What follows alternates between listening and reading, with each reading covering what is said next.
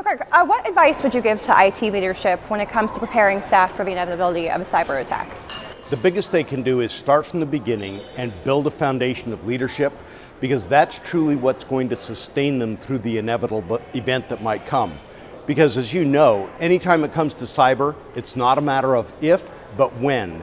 And being prepared as leaders to do it, and then being prepared to respond to it by having plans in place and developing those critical thinking skills will help you survive it.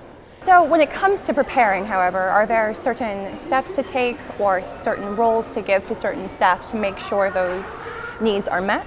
Absolutely. As a leader, what you're going to want to do is take a look at your staff and determine what are their strengths, what are their weaknesses, what have they been hired to do.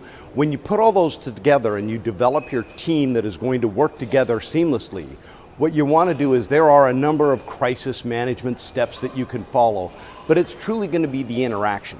How are you going to make sure that people stay focused on what they're doing? How are they going to communicate? How are they going to be able to deal with the event and walk through that?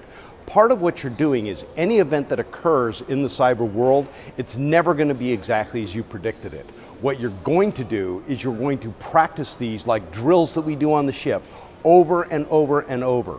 And the reason you do that is not so it's going to happen just like you expect it, but so they have the critical thinking skills when it does happen.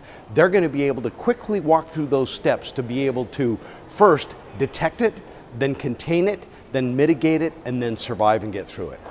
So if the inevitable breach does occur, what are some steps to make sure that the organization stays afloat during that time? Probably the biggest key to any organization surviving an event like that happening is going to be communicating with people, being upfront with them.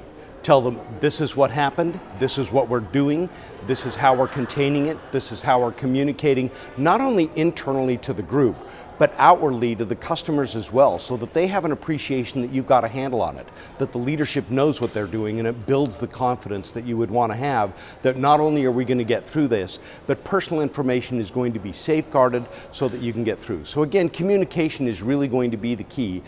Initially internally, then externally to those affected, and then onward into the future for how you're going to not let this happen again. Wonderful, Kirk. Thank you. Absolutely.